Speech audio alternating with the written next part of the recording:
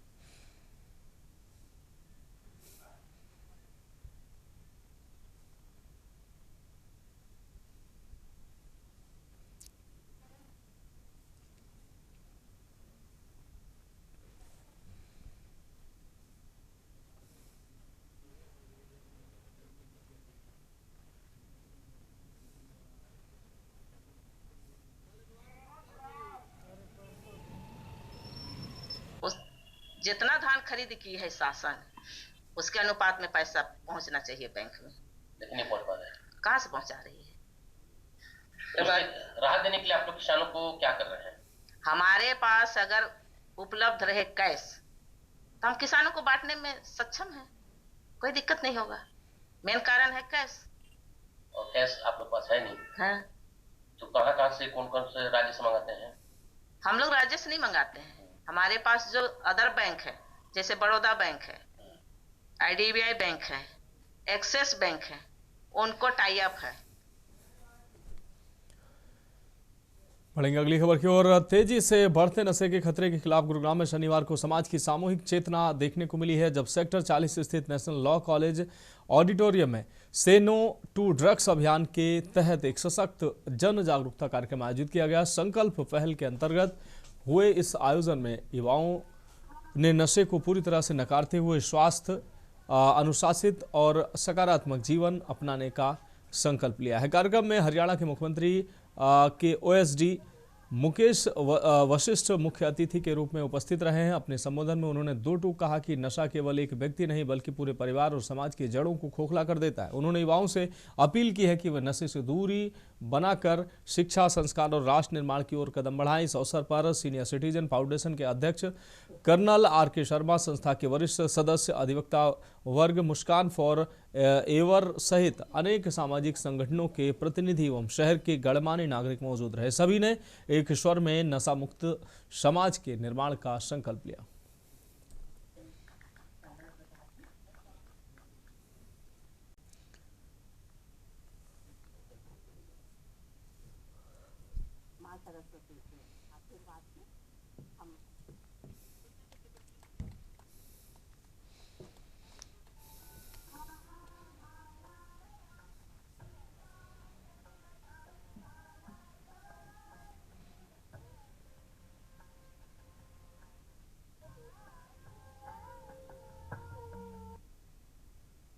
में आपका स्वागत है। आज का जो कार्यक्रम है उसके बारे में बताएं। संकल्प, और खासकर ये नशा के प्रति है, क्या कहना चाहें? ये जो संकल्प हमने आज लिया है और जितने लोग यहाँ पर आए थे उनको संकल्प दिलवाया है। हमारे बीच में चीफ मिनिस्टर के OSD मुकेश वशिष्ठ जी थे।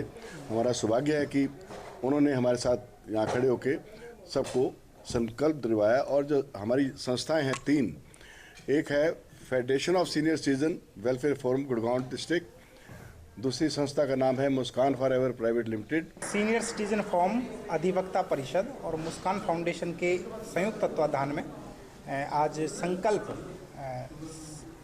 से टू ड्रग्स के खिलाफ एक अभियान शुरू हुआ है।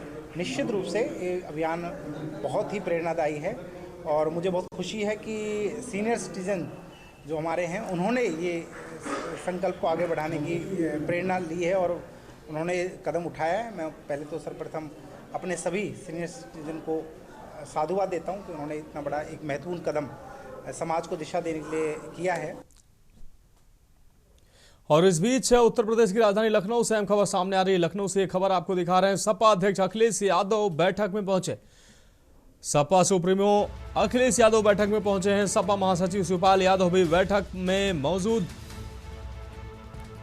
सपा के विधायकों और MLC का बैठक में पहुंचना लगातार जारी। सपा अध्यक्ष अखिलेश यादव बैठक में पहुंचे हैं। लखनऊ से अहम खबर, सपा अध्यक्ष अखिलेश यादव बैठक में पहुंचे हैं।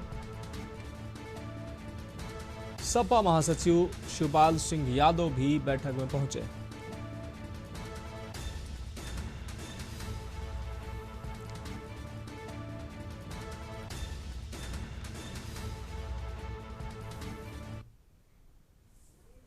मनीष तिवारी हमारे संवाददाता अधिक जानकारी के लिए हमारे साथ जुड़ गए हैं। मनीष, सपा अध्यक्ष अखिलेश यादव, महासचिव शिवपाल यादव बैठक में पहुंचे हैं। सभी MLC और कार्यकर्ता बैठक में पहुंच रहे हैं। समाजवादी पार्टी की ये बैठक कहां हो रही है और किस उद्देश्य से ये बैठक आहूत की गई है? जी बिल्कुल, जिस प्रकार से कल से बजट सत्र की शुरुआत है और शुरुआत के चलते जो है आज समाजवादी पार्टी के द्वारा जो है सभी विधायक दल की बैठक को बुलाया गया है, जिसमें अखिलेश यादव राष्ट्रीय अध्यक्ष समाजवादी पार्टी के वो कार्यालय में पहुंच चुके हैं। वहीं पर शिवपाल महासचिव वो भी बैठक में पहुंच चुके हैं। तो कहा जा सकता है जिस प्रकार से जो है कल से बजट सत्र की शुरुआत होनी है और उसी की रणनीति के तहत जो है किस प्रकार से जो है सरकार को घेरा जाए, उसी के तहत जो है विधायक दल की ये बैठक बुलाई गई है। और बैठक में रणनीति तय होगी। रणनीतियों में जिस प्रकार से देखा जा सकता है विधानसभा 27 के चुनाव नजदीक आ रहे हैं, उसी के चलते ये सब तैयारियां की जा रही है। जिस प्रकार से जो है बजट सत्र के दौरान जो बजट सरकार के द्वारा लाया जा रहा है, तो उसमें किन किन योजनाओं पर और कौन अलग से मुद्दे होंगे। जिस प्रकार से जो अमेरिका और भारत की जो डील हुई है उसको लेकर जिस प्रकार से विपक्ष लगातार जो है सवाल उठा रहा है कि किसानों को सबसे बड़ा नुकसान होने जा रहा है, एमएसपी जो उद्योग है उसको बड़ा नुकसान होगा। तो कह सकते हैं कि जिस प्रकार से जो है टैरिफ की बात जो अखिलेश यादव के द्वारा लगातार ट्वीट करके भी विरोध जताया जा रहा है, मीडिया के सामने भी उनके द्वारा विरोध जताया गया कि ये समझौता जो है बिल्कुल गलत हो रहा है और ये देश हित के लिए नहीं है। बाकी अन्य मुद्दे जिस प्रकार से कानून व्यवस्था को लेकर के, बाकी एफआईआर का मुद्दा है, इन सब मुद्दों को लेकर के ये पूरी रणनीति बनाई जा रही है, जिससे कि सरकार जिस प्रकार से कल से बजट सत्र के दौरान जब आगे की जो प्रक्रिया रहेगी उसी में जो है उनको किस प्रकार से घेरने का पूरी रणनीति तय की जाएगी। तो कह सकते हैं कि विपक्षी दल के तौर पे सबसे बड़ा दल है समाजवादी पार्टी, और जिस प्रकार से बजट सत्र की शुरुआत है उसी इन कई मुद्दों को लेकर के जो है आज जो इस बैठक का दौर देखने को मिल रहा है। इसी प्रकार से एनडीए की भी शाम को 5:30 बजे से बैठक है, उनके भी सभी घटक दल उनके साथ बैठक करेंगे। वो भी अपने किस तरह विपक्ष का जवाब देना है तो वो भी अपनी रणनीति बनाएंगे। तो कह सकते हैं कि ये सबसे बड़ा बजट भी होगा और बजट के तहत किसी प्रकार से कोई भी दल जो है कोई कमियां नहीं छोड़ना चाहता है। इसी के तहत ये बैठकों का दौर आज देखने को मिल रहा है। जी हाँ बिल्कुल मनीष, बहुत शुक्रिया इस तमाम जानकारी के लिए। तो सपा अध्यक्ष अखिलेश यादव बैठक में पहुंचे हैं, महासचिव शिवपाल यादव भी बैठक में पहुंचे हैं, तमाम एमएलसी और विधायक भी इस बैठक में पहुंच रहे हैं। बजट सत्र आहूत होने से पहले ये जो बैठक काफ़ी अहम मानी जा रही है। जिस तरीके से उत्तर प्रदेश में कल से बजट सत्र की शुरुआत हो जाएगी, परसों बजट पेश किया जाएगा अब 11 तारीख को। उसको देखते हुए समाजवादी पार्टी अपने विधायकों एमएलसी को उसके साथ बैठक कर रही है। सपा महासचिव शिवपाल सिंह यादव, राष्ट्रीय अध्यक्ष अखिलेश यादव इस बैठक में पहुंच रहे हैं। तमाम विधायक और एमएलसी भी इस बैठक में शामिल हो रहे हैं।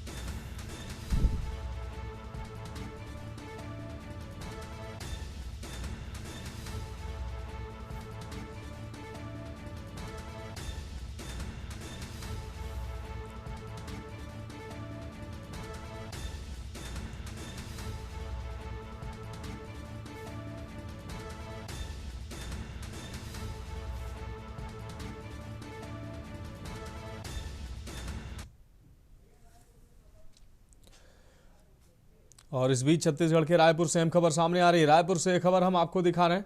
गृह मंत्री अमित शाह का छत्तीसगढ़ दौरा। रायपुर से ये खबर आपको दिखा रहे हैं। अमित शाह नक्सलवाद पर उच्च स्तरीय करेंगे बैठक। राज्य और केंद्र की सुरक्षा एजेंसियों के साथ करेंगे बैठक।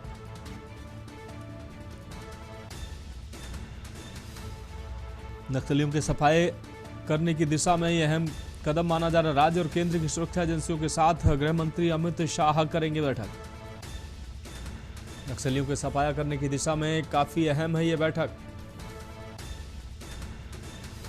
शाम 4 बजे कॉन्क्लेव छत्तीसगढ़ 2025 का होगा आयोजन। शिफ्टिंग द लेंस कार्यक्रम में मुख्य अतिथि के रूप में शामिल होंगे।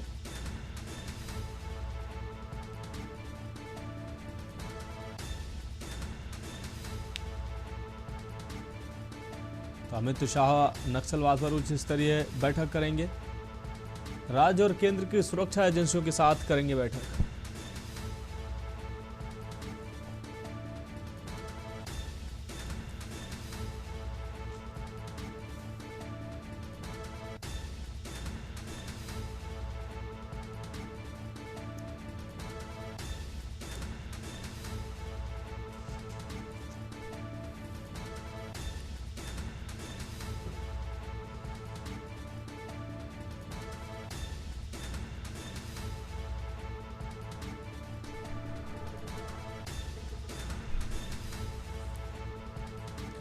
गृह मंत्री अमित शाह छत्तीसगढ़ के दौरे पर हैं। इस दौरान आज अहम बैठक, अमित शाह नक्सलवाद पर उच्च स्तरीय बैठक करेंगे।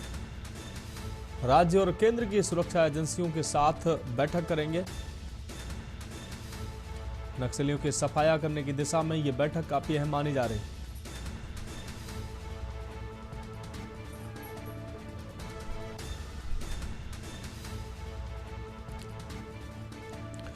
तो नक्सलियों के सफाये की दिशा में यह बैठक काफी अहम मानी जा रही है। शाम 4 बजे कॉन्क्लेव छत्तीसगढ़ 2025 का होगा आयोजन। शिफ्टिंग द लेंस कार्यक्रम में मुख्य अतिथि के रूप में शामिल होंगे गृह मंत्री अमित शाह। तो रायपुर से अहम खबर, गृह मंत्री अमित शाह छत्तीसगढ़ के दौरे पर।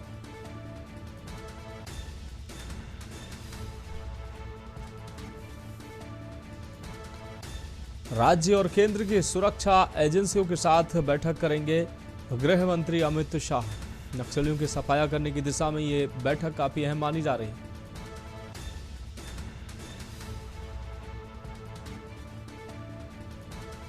राज्य और केंद्र के सुरक्षा कर्मियों के साथ अहम बैठक करेंगे गृह मंत्री अमित शाह।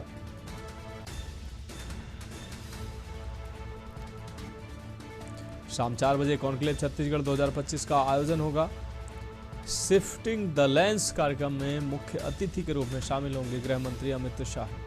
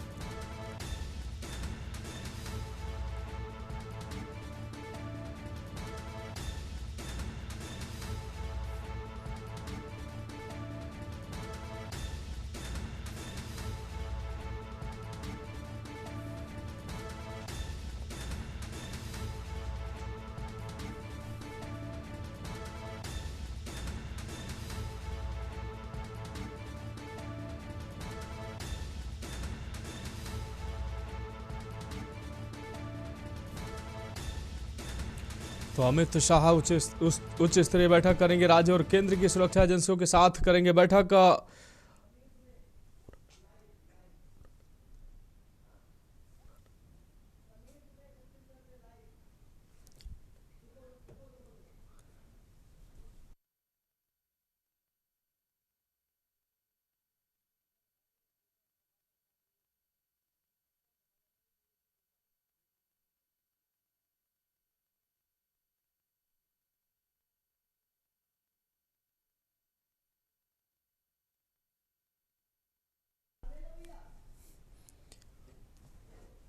तो गृह मंत्री अमित शाह का छत्तीसगढ़ का दौरा, हमारे ब्यूरो चीफ समीर दुबे हमारे साथ अधिक जानकारी के लिए लाइव जुड़ चुके हैं। समीर, गृह मंत्री अमित शाह का छत्तीसगढ़ का ये दौरा काफी अहम माना जा रहा है, कई कार्यक्रमों में गृह मंत्री शामिल होंगे, साथ ही सबसे महत्वपूर्ण नक्सलवाद पर जो प्रभावी कार्रवाई छत्तीसगढ़ और केंद्र सरकार कर रही है और उसके खात्मे का जो काउंटडाउन चल रहा है उसको लेकर अहम बैठक गृह मंत्री करने वाले हैं। क्या कुछ अहम जानकारी?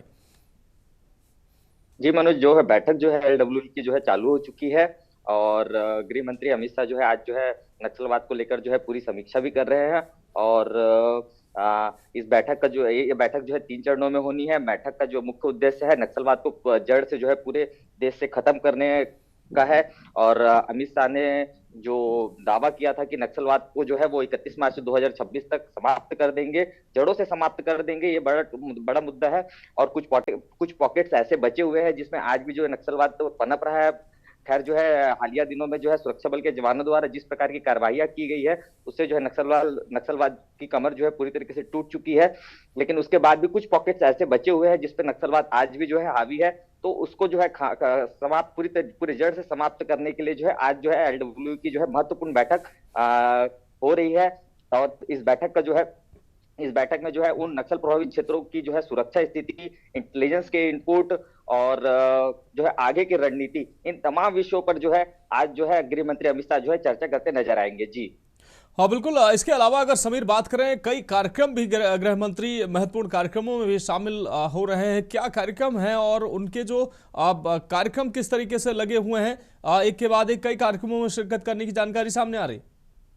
जी मनोज, बिल्कुल। आज जो है LWE की बैठक, ये बैठक जो है लगभग 5 से 6 घंटे चलेगी। उसके बाद जो है एक राष्ट्रीय कॉन्क्लेव के कार्यक्रम में भी अमित शाह जी शिरकत करेंगे, जिसमें वो बतौर मुख्य अतिथि शिरकत करेंगे। इसके बाद जो है कल जो है जगदलपुर के रवाना होंगे और कल जगदलपुर में जो है बस्तर पंडुम जो जनजाति महोत्सव है, गौरव महोत्सव है जनजाति आदिवासी समाज का, जिसका जो है समापन के कार्यक्रम में मुख्य अतिथि के रूप में जो है कल गृह मंत्री जो है शिरकत करेंगे और वहां से जो है वो दिल्ली के लिए रवाना हो जाएंगे। जी निश्चित रूप से समीर, महत्वपूर्ण यह हो जाता है कि जो नक्सलवाद अपनी अंतिम सांसें गिन रहा है और अगर डेडलाइन की अगर बात करें तो सरकार ने जो डेडलाइन दी है वो डेडलाइन भी अब नजदीक आ रही है। ऐसे में गृह मंत्री समय समय पर और जैसे ही छत्तीसगढ़ जाते हैं इस विषय पर गंभीरता से बैठक करते हैं, चर्चा करते हैं, क्योंकि नक्सलवाद देश की और छत्तीसगढ़ की बहुत बड़ी समस्या है। सरकार ने एक गाइडलाइन तैयार की है कि इस तारीख तक नक्सल मुक्त छत्तीसगढ़ राष्ट्र घोषित करना। ऐसे में महत्वपूर्ण हो जाता है, महत्वपूर्ण बैठक करेंगे और जो अंतिम सांस नक्सलवाद गिन रहा है उसको लेकर अधिकारियों को, चाहे केंद्रीय अधिकारी हो, राज्य अधिकारी हो, उनके साथ अहम बैठक करेंगे, अहम निर्देश देंगे ताकि नक्सलवाद की जो वो आखिरी तारीख तय की गई है उस तक नक्सलवाद समाप्त किया जा सके। जी मनोज, बिल्कुल। क्या है ना, सरकार का सीधा इंटेंशन है कि नक्सलवाद को जड़ से खत्म किया जाए। और छत्तीसगढ़ में जो है नक्सलवाद का प्रभाव काफी ज्यादा था और छत्तीसगढ़ के अलावा जो है कुछ और राज्य है जहां जो है इसके कुछ जो है पॉकेट्स है जहां जो है थोड़े थोड़े मात्रा में जो नक्सलवाद अभी भी थोड़ा बहुत जो बचा हुआ है उसको जो है जड़ से खत्म करने के लिए जो है अमित शाह जी काफी गंभीर है और इसलिए वो जो है लगातार बैठक कर रहे हैं। और इसके लिए जो है आगामी जो रणनीति है वो आज जो है निकल के आएगी। तो ये काफी महत्वपूर्ण रहेगा कि आज जो है किन किन टॉपिक्स पे चर्चा होती है और आगामी जो है लक्ष्य जो है जो तय होता है वो सारी चीजें जो है मतलब जितने भी सुरक्षा बल के जवान हैं उनको जो है दिशा निर्देश भी देंगे। तो ये तमाम जो चीजें हैं वो आज होनी है जी। निश्चित रूप से समीर, अगर देखा जाए अब सरकार की जो मुहिम थी नक्सलवाद को समाप्त करना है, उसके लिए अलग अलग रणनीति अपनाई गई। लोगों को जो नक्सल में शामिल थे लोग थे उनको मुख्य धारा से जोड़ने के लिए उनको जो प्रलोभन भी दिए गए, उनको मुख्य धारा में लाने के लिए तमाम प्रयास किए गए। इसके साथ ही जिन लोगों ने नक्सलवाद का रास्ता नहीं छोड़ा उनको सीधे सही जगह पर पहुंचा दिया गया। तो कुल मिलाकर इसका प्रभाव भी देखने को मिला। बड़े बड़े जो इनामी नक्सली थे वो उन्होंने सरेंडर किया, कई मारे भी गए। तो ये अभियान जो था सफल रहा और अपने अंतिम जो है वो डेडलाइन तक पहुंच रहा है सफलतापूर्वक। जी मनोज, आपने बिल्कुल सही कहा। नक्सलवाद जो है अब जो है अंतिम सांसें गिन रहा है। तो इसका जो है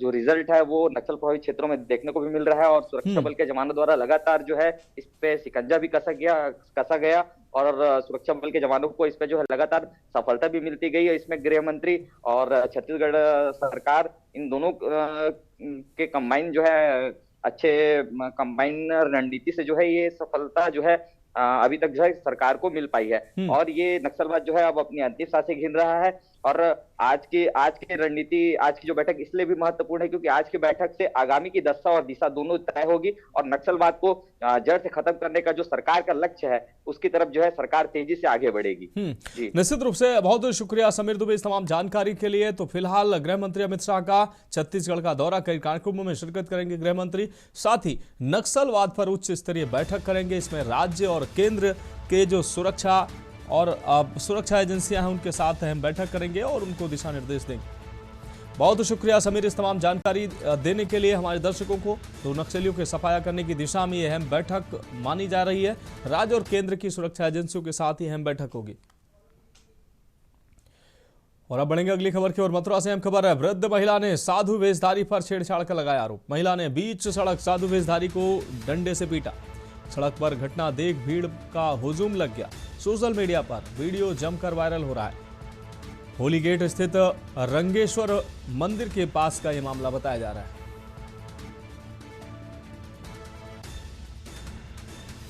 सोशल मीडिया पर वीडियो तेजी से वायरल हो रहा है।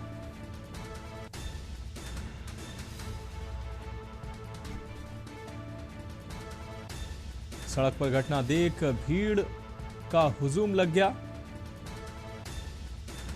सोशल मीडिया पर वीडियो जमकर वायरल हो रहा है। होली गेट स्थित रंगेश्वर मंदिर के पास का यह पूरा मामला बताया जा रहा है। खबरों में वक्त एक ब्रेक का, जल्द हाजिर होंगे।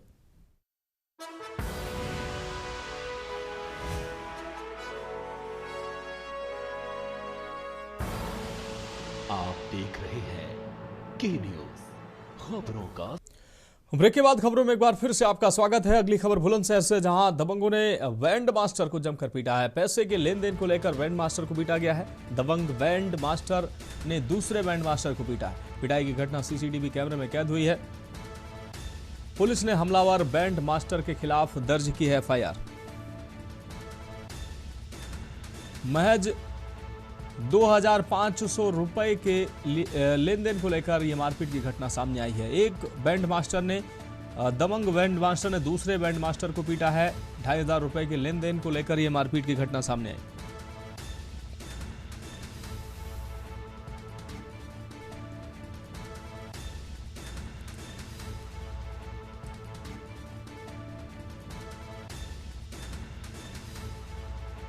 तो बुलंदशहर से खबर, दबंगों ने बैंड मास्टर को जमकर पीटा है।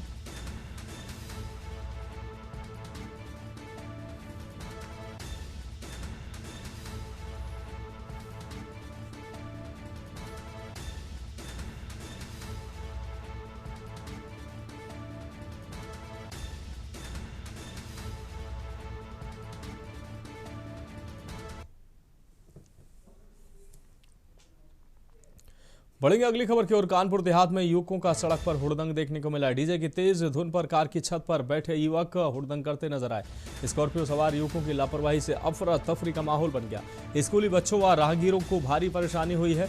हुड़दंग का वीडियो सोशल मीडिया पर वायरल हो रहा है। थाना राजपुर क्षेत्र भालगांव के पास का ये पूरा मामला है। तस्वीरों में आप देख सकते हैं किस तरीके से ये युवक एक तो ट्रैफिक नियमों की अनदेखी कर रहे हैं, दूसरी तरफ डीजे की तेज आवाज पर स्कॉर्पियो की छत पर बैठकर हुड़दंग करते नजर आ रहे हैं। इस तरीके की वारदात लगातार सामने आती है। कई दुर्घटनाएं भी होती हैं, लोगों की जानें भी जाती हैं। उसके बावजूद भी ये स्टंटबाज, ये हुड़दंगबाज बाज नहीं आते हैं अपनी हरकतों से। खुद की जिंदगी और दूसरों की जिंदगी को भी दांव पर लगाते हैं। ये आप देख सकते हैं तस्वीरों में।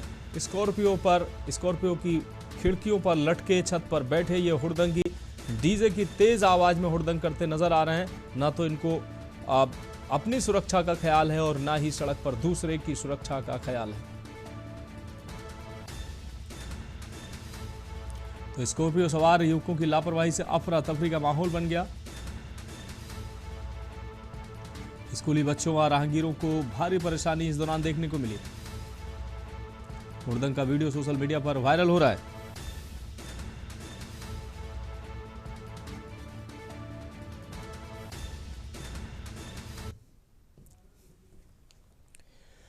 अगली खबर का रुख करेंगे उत्तर प्रदेश के जनपद अलीगढ़ में। भारतीय जनता पार्टी के सांसद सतीश गौतम ने मुस्लिम समुदाय के लोगों को लेकर एक बेहद ही आपत्तिजनक टिप्पणी की है। उन्होंने रजवाहा खुदवाने को लेकर सिंचाई विभाग के अधिशासी अभियंता को हड़काते हुए कहा कि तुम्हें डरने की जरूरत नहीं और मेरे होते हुए एक भी मुल्ला नहीं बोलेगा, ये मेरी गारंटी है। साथ ही कहा कि अलीगढ़ का सांसद हूं, पक्षी भी उड़ने से पहले हमसे इजाजत लेगा। वहीं 200% रजवाहा खाली होगा, जिसका एक वीडियो भी सोशल मीडिया पर बहुत तेजी के साथ वायरल हो रहा है।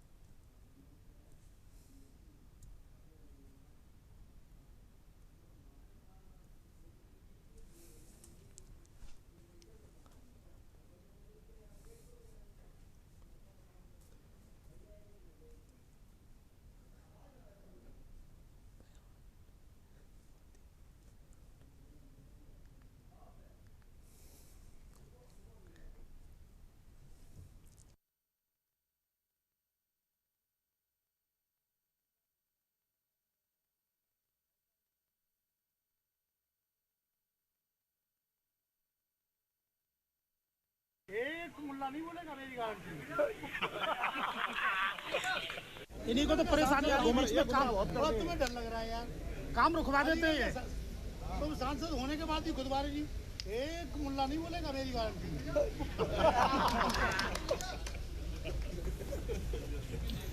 इजाजत लेने का नहीं, अलीगढ़ का सांसद बहुत तुम्हें डर लग रहा है यार, अलीगढ़ का तुम सांसद होने के बाद ही खुदवारे जी, एक मुल्ला नहीं बोलेगा, मेरी गारंटी।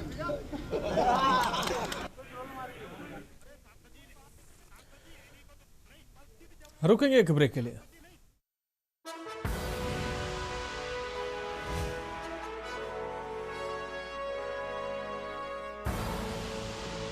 देख रहे हैं के न्यूज, खबरों का सार। ब्रेक के बाद खबरों में एक बार फिर से आपका स्वागत है। खबर सोनभद्र से है, जहां अज्ञात बदमाशों द्वारा एक कृषि व्यवसायी की नृशंस हत्या किए जाने से इलाके में सनसनी फैल गई है। ओबरा थाना क्षेत्र के आपको बता दें बरघा नाला के पास स्थित एक क्रशर प्लांट पर व्यवसायी का खून से लथपथ शव मिलने से खनन कारोबार से जुड़े लोगों में हड़कंप मच गया है। मृतक की पहचान गिरधर स्टोन के स्वामी माधव हरि उपाध्याय के भाई विष्णु हरि उपाध्याय के रूप में हुई है। जानकारी के मुताबिक विष्णु हरि उपाध्याय रोज की तरह अपने क्रशर प्लांट परिसर में ही सो रहे थे। इसी दौरान देर रात अज्ञात बदमाशों ने उन पर हमला कर दिया और सिर कुचलकर उनकी बेरहमी से हत्या कर दी। सुबह जब आसपास के लोगों ने उनका शव देखा तो तत्काल पुलिस को सूचना दी। घटना की सूचना मिलते ही ओबरा थाना पुलिस मौके पर पहुंची और पूरे इलाके को घेरकर जांच शुरू की। पुलिस ने शव कब्जे में लेकर पोस्टमार्टम के लिए भेज दिया है। घटनास्थल से साक्ष्य एकत्र किए जा रहे हैं और फॉरेंसिक टीम की मदद भी ली जा रही है। इस निर्मम हत्या के बाद खनन व्यवसाय से जुड़े लोगों में डर का माहौल है। पुलिस का कहना है कि मामले की हर पहलू से जांच जारी है और जल्द ही आरोपियों को गिरफ्तार किया जाएगा।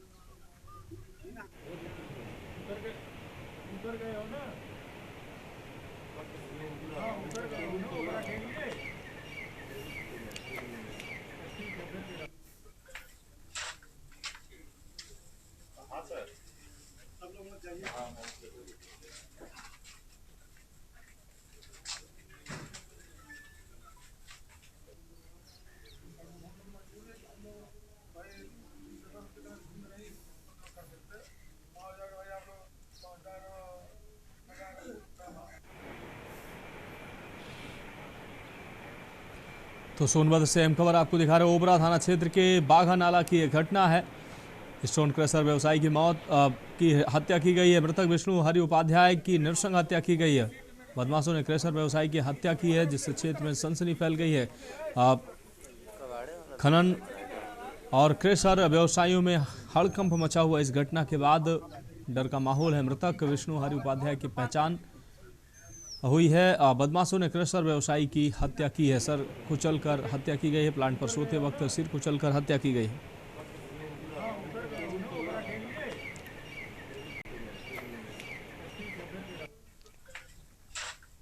देखिए, थाना ओबरा क्षेत्र में आज एक सूचना सवेरे लगभग 4:30 बजे के आसपास पुलिस को प्राप्त हुई है, जिसमें सूचनाकर्ता द्वारा ये बताया गया है कि एक व्यक्ति जिनका नाम विष्णु हरि उपाध्याय है और लगभग 76 वर्ष के आसपास इनकी उम्र है, ये मृत अवस्था में इनका एक प्लांट है थाना ओबरा क्षेत्र में, क्रशर प्लांट, वहाँ पे मृत अवस्था में पड़े हुए हैं। जैसे ही सूचना पुलिस को मिली, सबसे पहले 112 की टीम यहाँ पे आई।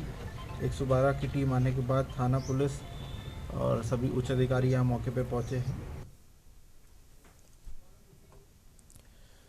अगली खबर का रुख करके खबर लखनऊ से है, जहां विश्व हिंदू रक्षा परिषद द्वारा लगाए गए कुछ पोस्टरों को लेकर राजनीति और सामाजिक हलकों में हलचल मच गई है। इन पोस्टरों में पश्चिम बंगाल के मुर्शिदाबाद में प्रस्तावित बाबरी मस्जिद निर्माण को लेकर तीखी भाषा का प्रयोग किया गया है। शहर के 1090 चौराहा, अम्बेडकर चौराहा, हजरतगंज चौराहा समेत कई प्रमुख इलाकों में ये पोस्टर लगाए गए हैं। पोस्टरों में विवादित नारे और बयान लिखे गए हैं जिनमें मुर्शिदाबाद को लेकर आर पार की बात कही गई है। साथ ही 10 फरवरी को मुर्शिदाबाद पहुंचने का ऐलान भी विश्व हिंदू रक्षा परिषद की ओर से किया गया है। पोस्टरों में मुगल शासक हुमायूं को आक्रांता के रूप में दर्शाया गया है और पश्चिम बंगाल की मुख्यमंत्री ममता बनर्जी की तस्वीर लगाई गई। जानकारी के अनुसार 11 फरवरी से मुर्शिदाबाद में एक नई बाबरी मस्जिद के निर्माण की शुरुआत प्रस्तावित बताई जा रही है, जिसे लेकर यह विरोध जताया गया है। पोस्टर सामने आने के बाद प्रशासन की नज़र पूरे मामले पर बनी हुई है।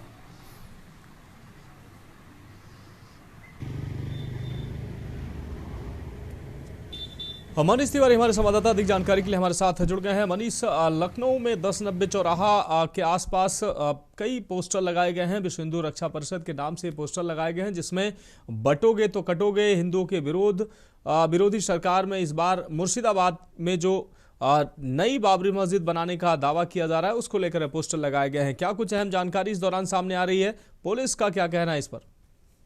जी बिल्कुल, जिस प्रकार से देखा जाए विश्व हिंदू रक्षा परिषद के द्वारा जो है पोस्टर लगाए गए हैं और पोस्टर में जो है पश्चिम बंगाल में मुर्शिदाबाद में बन रही बाबरी मस्जिद को लेकर के उनके द्वारा जो है इसमें लिखा गया है कि जिस प्रकार से पोस्टर में हुमायूं हम आएंगे और बाबरी फिर गिराएंगे, जिस प्रकार से इस स्लोगन के साथ जो है ये पोस्टर लगाएंगे।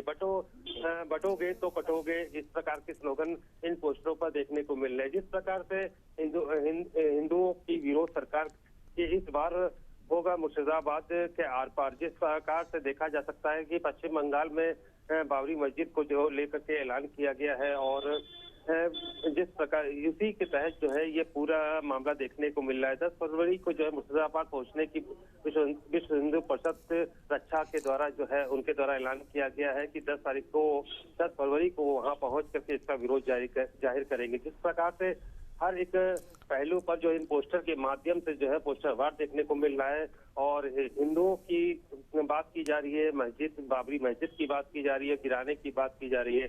तो ये कह सकते हैं कि 11 फरवरी से मुर्शिदाबाद में नई बाबरी मस्जिद के निर्माण के कार्य शुरू होना है और इसी के तहत जो है 10 तारीख को विश्व हिंदू रक्षा परिषद जो है वहां पर पहुंचने की तैयारी कर चुका है। तो पोस्टर में हुमायूं, कबीर और युगल आक्रांता के रूप में दिखाया गया। तो कह सकते हैं कि बाबरी का एक मुद्दा एक बार फिर विश्व रक्षा परिषद के द्वारा जो है उठाया जा रहा है और ये एक जिस प्रकार से पश्चिम बंगाल में चुनाव नजदीक आ रहे हैं तो ये एक मुद्दा जो है राजनीतिक मुद्दा बनता हुआ दिख रहा है। लगातार जो है इसका विरोध हो रहा था और जिस प्रकार से 11 तारीख से जो 11 फरवरी को इसकी नींव डालनी है उसी बाबरी मस्जिद के विरोध में जो है इस प्रकार से ये पोस्टर वार देखने को मिला है। जी बहुत शुक्रिया मनीष इस तमाम जानकारी के लिए। तो विश्व हिंदू रक्षा परिषद के नाम से लगाए गए ये पोस्टर और इन पोस्टरों को लेकर अब चर्चाओं का बाजार गर्म है। मुर्शिदाबाद को लेकर तीखे नारे लिखे गए हैं। इसमें विश्व हिंदू रक्षा परिषद के नाम से लगाए गए हुमायूं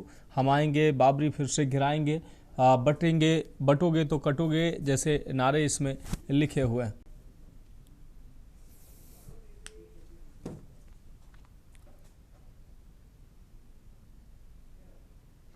अब बढ़ेंगे अगली खबर की ओर। खबर अमरोहा से है, जहां अमरोहा में प्रशासनिक कार्रवाई के बाद अवैध जींस वॉशिंग प्लांट जो है संचालकों ने अब अमरोहा जनपद के उझारी क्षेत्र में डेरा डाल लिया है। आरोप है कि यहां बिना किसी वैधानिक अनुमति के केमिकल प्रोसेसिंग की जा रही है और प्रदूषण नियंत्रण के नियमों की खुलेआम अनदेखी की जा रही है।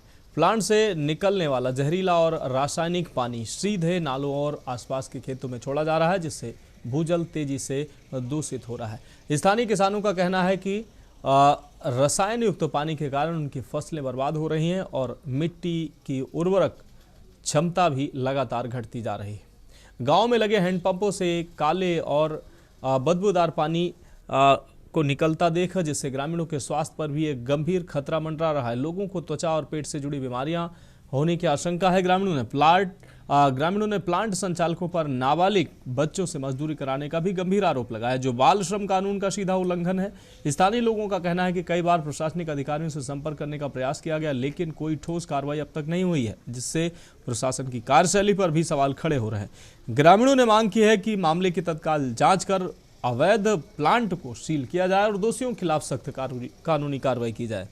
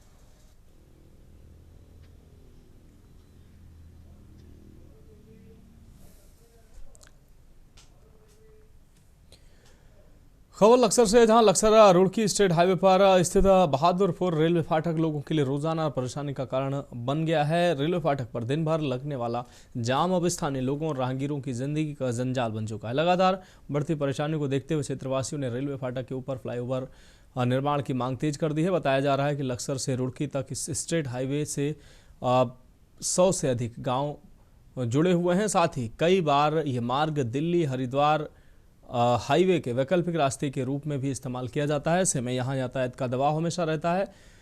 अधिक दबाव होने के कारण लोगों को परेशानी झेलनी पड़ती है। बहादुरपुर रेलवे फाटक पर फ्लाईओवर न होने के कारण जब भी ट्रेन गुजरती है फाटक लंबे समय तक बंद रहता है, जिससे दोनों ओर लंबी लंबी कतारें वाहनों की लग जाती हैं।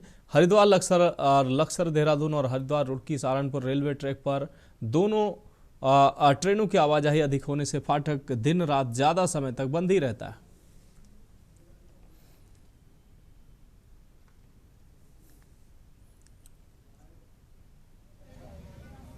तो जो है हर जो है 10-20 मिनट के बाद बंद ही रहा। जो है मुटकाबाद का रहने वाला हूँ, परमानेंट जो है आना जाना है। और ये जब भी धक्का जब भी फाटक बंद मिला है, इससे जो है अगर पुल बन जाता है ना राहत मिल जाएगी। इनने तो ये पुल जो है पुल कर यहाँ परेशानी है। हर रोज़ बनाई हर घंटे के बाद, रोज़ की बात है, हर घंटे के बाद। ये है कि एक शताब्दी ट्रेन है जिसने पूरे लक्सर क्षेत्र का जनजीवन तहस नहस कर रखा है। ये बाईपास मार्ग बना था, केवल शताब्दी ट्रेन के लिए बना था। शताब्दी ट्रेन डंडेरा फाटक पर थी, जब ये फाटक बंद हो चुका। 20 मिनट हो गए हैं फाटक बंद हुए हुए, लेकिन कोई देखने वाला नहीं, कोई सुनने वाला नहीं। घंटे जाम लगा रहा है। रात में 3 घंटे पिकअप गाड़ी थी, उस पीछे हमारी होंडा सिटी थी, बीच नोट सब क्लियर गए थे भाई साहब। पर रात 3-4 घंटे जाम में फंसे रहे यहीं। बिल्कुल भाई साहब, आप ये चाहिए कि थोड़ा जल्दी खुल जाए। आप ये पब्लिक परेशान हो रही है, हम भी परेशान हो रहा है भाई साहब। अभी की हम आधा पौन घंटा हो गया भाई साहब। बढ़ेंगे अगली खबर की ओर। खबर देहरादून से, जहां हर्बल लाइफ संस्था की ओर से सही भोजन बेहतर जीवन विषय पर प्रोटीन ब्रेक थ्रू जागरूकता कार्यक्रम आयोजन किया गया। ये कार्यक्रम सर्वे ऑफ इंडिया हाथीबढ़ कला स्थित ऑडिटोरियम में संपन्न हुआ है, जिसमें बड़ी संख्या में गणमान्य नागरिकों, विशेषज्ञों, स्कूली बच्चों ने भाग लिया है। कार्यक्रम का उद्देश्य लोगों का शुद्ध, संतुलित और पौष्टिक आहार के महत्व को अवगत कराना रहा। कार्यक्रम के दौरान ईट राइट इंडिया अभियान के अंतर्गत वक्ताओं ने कहा कि बदलती जीवन शैली और असंतुलित खान पान के कारण गंभीर बीमारियां तेजी से बढ़ रही हैं। मुख्य अतिथि मनु गौड़ ने प्लास्टिक के उपयोग से बचने और फास्ट फूड व अशुद्ध भोजन का त्याग करने की अपील की। उन्होंने कहा कि कम शुद्ध और असंतुलित भोजन ही स्वस्थ और लंबा जीवन जीने का संतुलित भोजन ही स्वस्थ और लंबा जीवन जीने का आधार है। भाजपा प्रदेश मंत्री नेहा जोशी ने कहा कि आज की पीढ़ी का खान पान पूरी तरह से असंतुलित हो गया है। उन्होंने शुद्ध भोजन पर्याप्त कैलोरी, दूध के सेवन और नियमित योग को अच्छे स्वास्थ्य के लिए अनिवार्य बताया। इस अवसर पर फिल्म प्रोड्यूसर व actor Aarushi Nishank, deputy commissioner Ganesh Dangwal और एम्स ऋषिकेश के डॉक्टर संतोष कुमार ने भी असंतुलित आहार और स्वस्थ जीवन शैली अपनाने पर जोर दिया।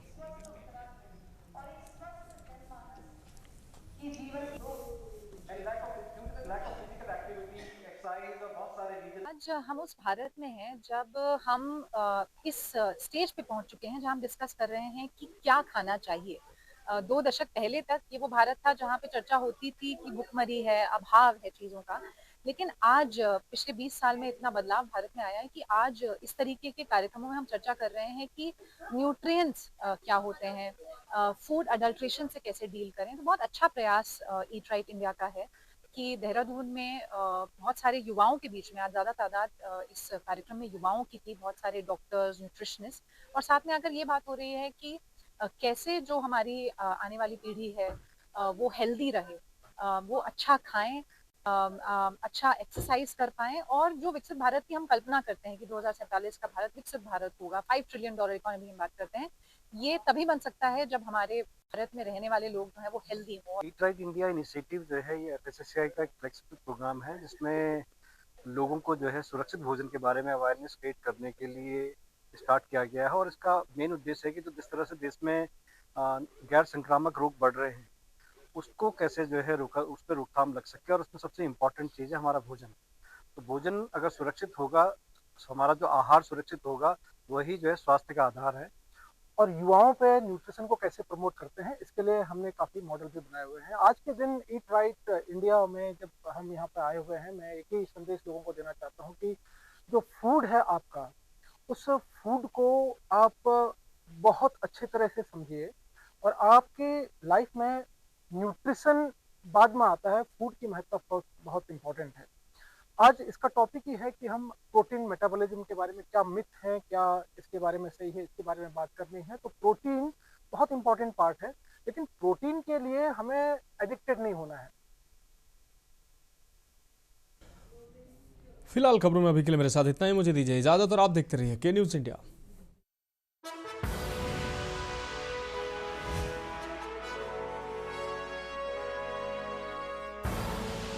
आप देख रहे हैं के न्यूज़, खबरों का सारथी।